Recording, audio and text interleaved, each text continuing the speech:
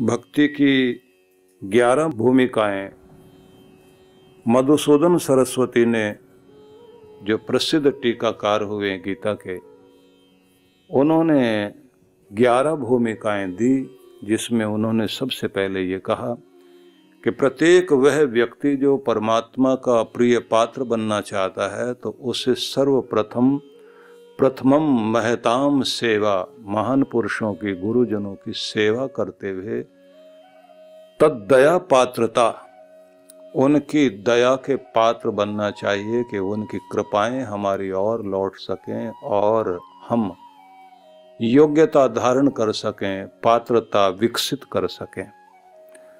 उसके बाद उन्होंने कहा कि इसके बाद अगली चीज आती है श्रद्धात तेषाम धर्मेषु, उनके द्वारा दिए गए संदेश, उपदेश, उनके सिद्धांतों में, उनके आदेशों में हमारी अगाध श्रद्धा होनी चाहिए, जिस पर चलकर हम अपने जीवन को धन्य करें। साथ में ये भी कहा ततो हरिगुण श्रुति, प्रभु के गीत संगीत ही नहीं, भगवान की चर्चा जहाँ होती हो, भगवान का वर्णन जहाँ हो रहा हो, यह गुरु के द्वारा दिए गए वचनों में जो भी प्रभु की महिमा स्तुति, उसके संबंध में जो कुछ भी बताया गया है, वो सत्संग के प्रति हमारी रुचि रहनी चाहिए। उसे सुनने का शौक बने इस तरह से कि हम कहीं भी हों तो पहुंचे जरूर।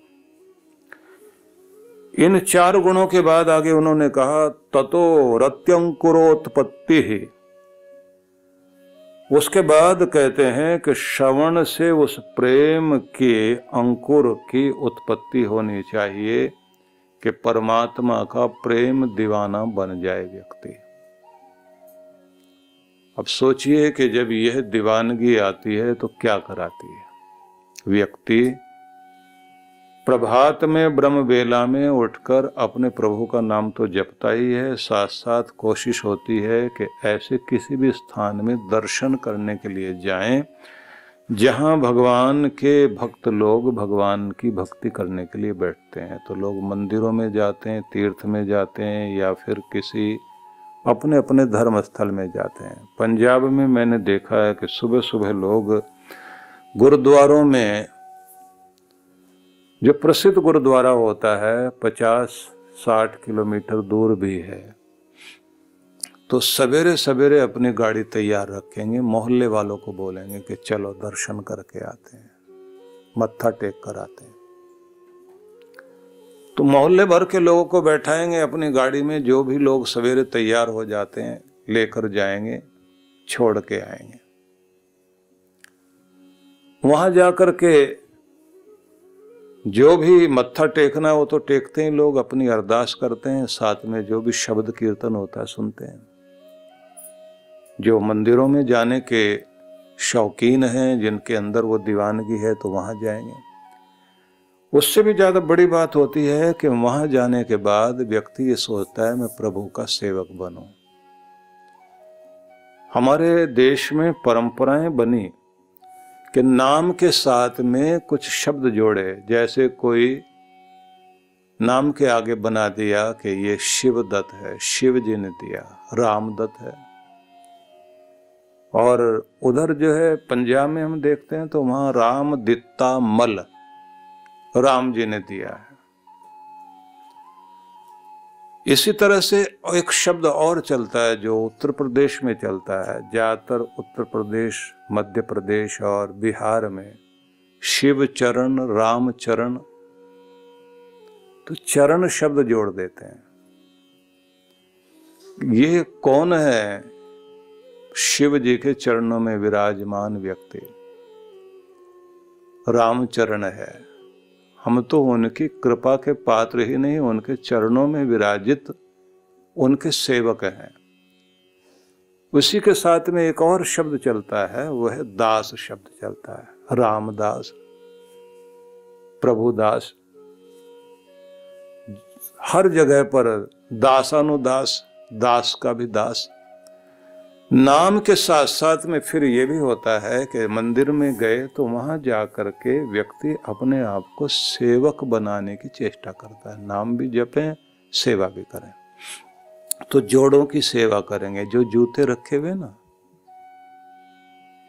उन जूतों की किसी का जूता और पॉलिश कर रहे हैं बैठकर। कौन है, बड़ा है, छोटा है, अमीर है, गरीब है, जात को जात का बड़ा भेद दुनिया भर में है, लेकिन वहां नहीं। कौन सी जाति का है, एक ही जाति के हम सब परमात्मा के चरणों में बैठे हुए परमात्मा के जीव हैं। तो वहां जाकर के जूतों की सेवा करेंगे। और परिणाम क्या होता है कि व्यक्ति अपने अहंकार को गलाता है, क्योंकि ये मैं हटना बहुत मुश्किल है। नारद जी जब पृथ्वी लोक में भ्रमण कर रहे थे तो उन्होंने, एक कथा आती है ना जो आप लोगों ने सबने सुनी होगी, कि एक व्यक्ति बैठा हुआ पीपल के पेड़ के नीचे, एक बैठा हुआ नीम के पेड़ के नीचे, और दोनों के दोनों भगवान की भक्ति कर रहे हैं। नारद जी को देखकर एक खड़ा हो गया जो पीपल के पेड़ के नीचे बैठा था। तो बहुत सारे पत्ते टूटकर नीचे बिखरे हुए थे, कुछ पत्ते लगे हुए थे। तो उसने पूछ लिया नारद जी से, महाराज आप तो भगवान के लोक में रोज जाते हैं, तो जरा बताना, बहुत समय हो गया भक्ति करते हुए, कुछ बात बन भी रही है या नहीं बन रही है, हमें तो पता ही नहीं लग रहा। उन्होंने कहा, भाई बहुत निकट आ गए हो, बस ये समझो कि इतने जन्म अभी बाकी हैं तुम्हारे जितने इस पेड़ पर लगे हुए पत्ते, और देखो कितने सारे पत्ते तो तुम्हारे नीचे गिर गए। तो तुम्हारा तो दिन नजदीक आ रहे हैं। उसने कहा, मैं तो सोच रहा था इसी जन्म में, कुछ ही सालों में बात बन जाएगी, आप तो जन्मों जन्मों की बात कह रहे हैं। और फिर पेड़ के पत्ते देखे, बोले हे भगवान इतने जन्म लगेंगे। उसने अपना आसन भी साथ लेके नहीं गया, वहीं से दौड़ लगाई, बोले संसार ही ठीक है अपने लिए, तो दुनियादारी में रहेंगे, वहीं रमेंगे, जैसे दुनिया जीती है वैसे जिएंगे। ये कहाँ चक्कर में फंस गए हम लोग।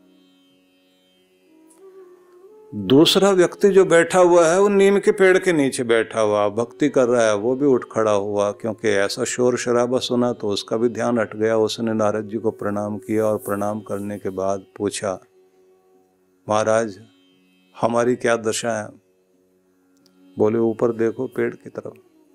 अब नीम में तो पत्ते भी बहुत लगे हुए होते हैं, छोटे छोटे पत्ते बहुत सारे, और नीचे भी कुछ नहीं गिरा हुआ। ऐसा साफ सुथरा नीचे पूरा भाग ही स्वच्छ बना हुआ, एक पत्ता भी नीचे नहीं गिरा हुआ।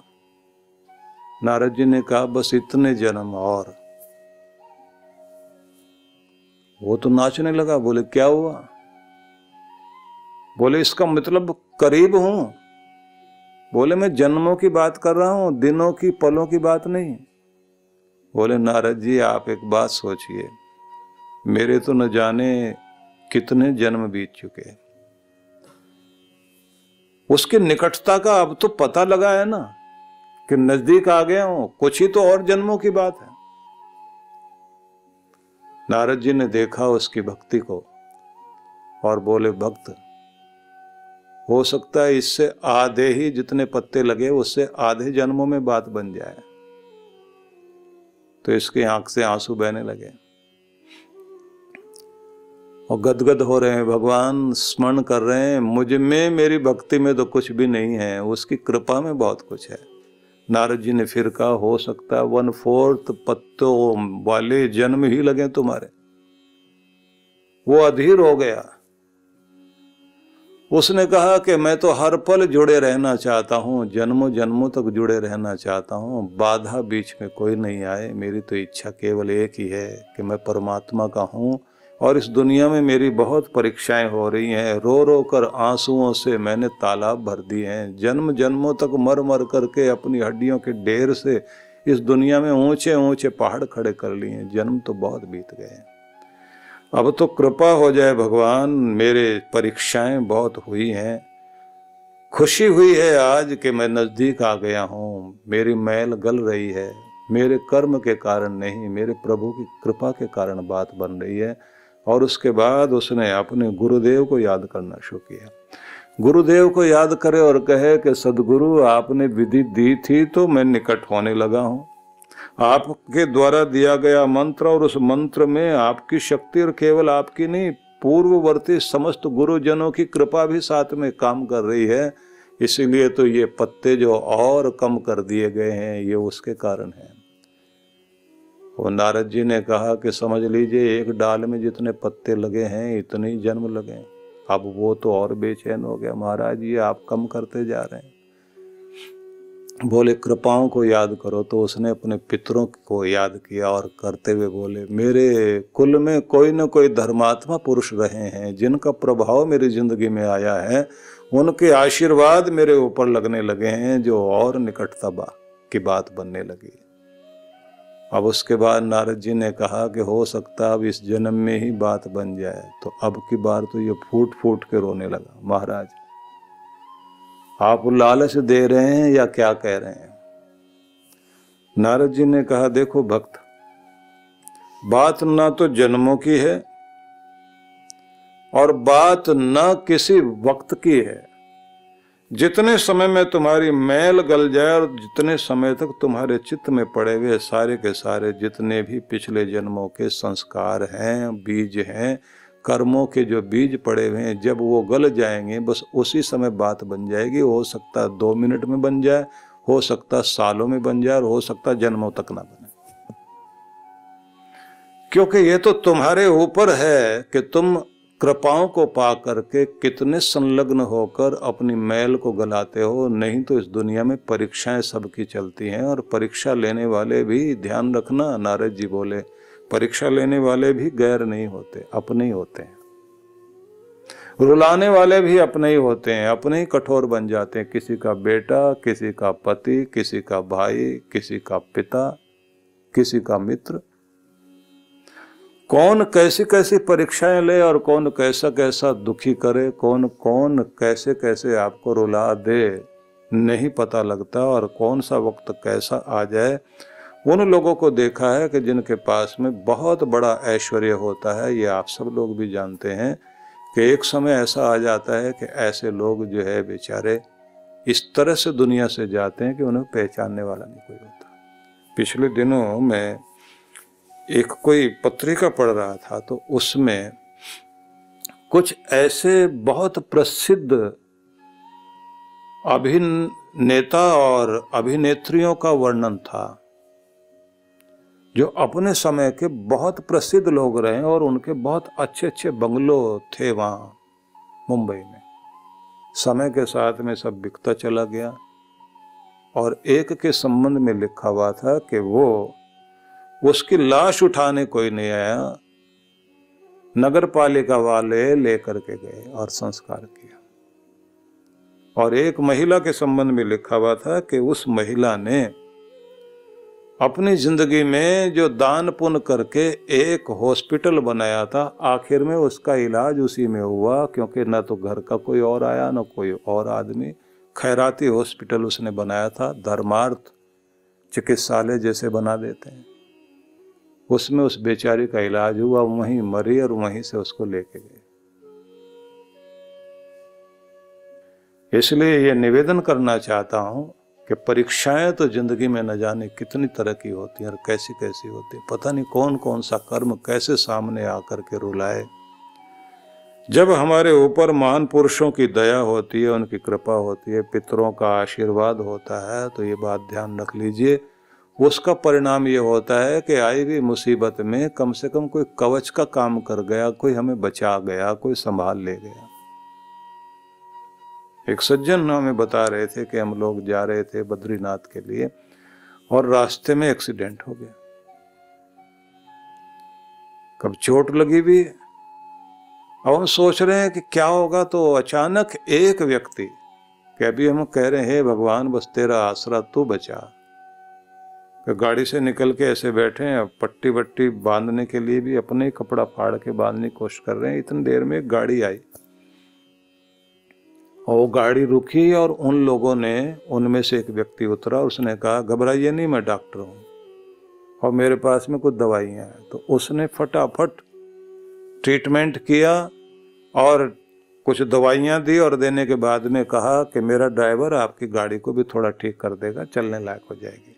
और उसने फटाफट गाड़ी को भी ठीक कराया। उसके बाद कहा आगे जाने की स्थिति नहीं है आपकी, आप लोग जाइए, वापस लौट आइए आप। और ऐसा कह करके और वो फिर अपनी गाड़ी में बैठे, वो निकल गए। अब वो कहते हैं कि हम लोग ये सोच रहे हैं कि वो था कौन, भगवान था क्या, वो कोई देवता था क्या, वो किस रूप में आया हम लोगों को। उस समय तो एक व्यक्ति तो हमारा अचेत पड़ा हुआ था। खुद के बारे में उसने कहा कि मेरे तो पूरे बदन में इस तरह से दर्द और टांगों में ऐसे स्थिति हो गई कि मैं खड़ा नहीं हो पा रहा था। और उन्होंने इस तरह से किया, थोड़ी देर में कहा कि कुछ नहीं हुआ, ठीक है, थोड़ा सा टाइम लगेगा, ठीक हो जाओगे, लेकिन जा सकते हो आप लोग वापस। तो किसी के अंदर परमात्मा उतरता है तो उसे मौका देता है किसी की सेवा करने का, पुण्य करने का।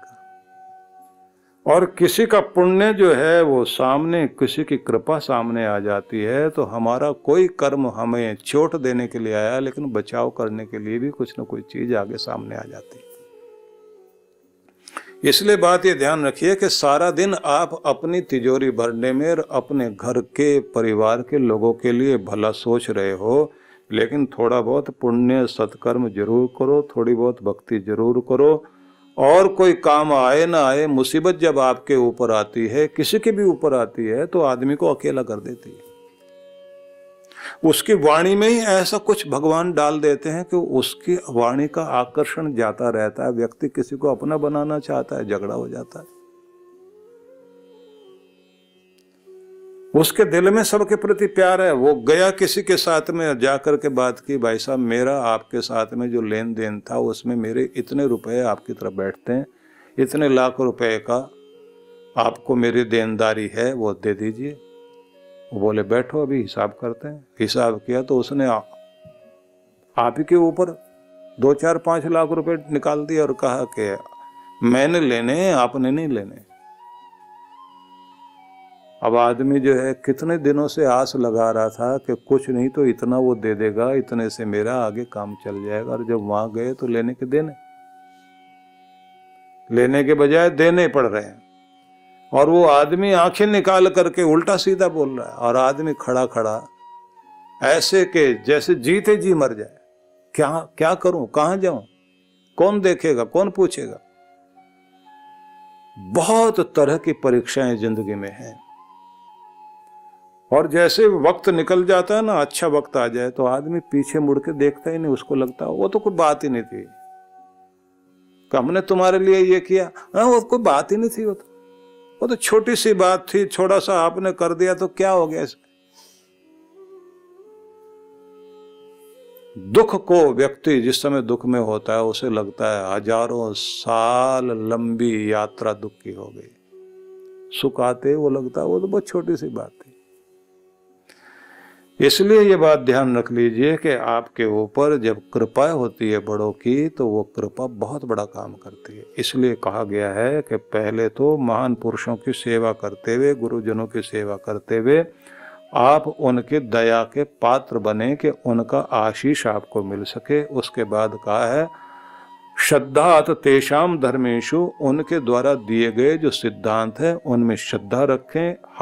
हरिगुण श्रुति, उसके बाद कहा ततो हरिगुण श्रुति, उसके पश्चात व्यक्ति को सत्संगी बनना चाहिए।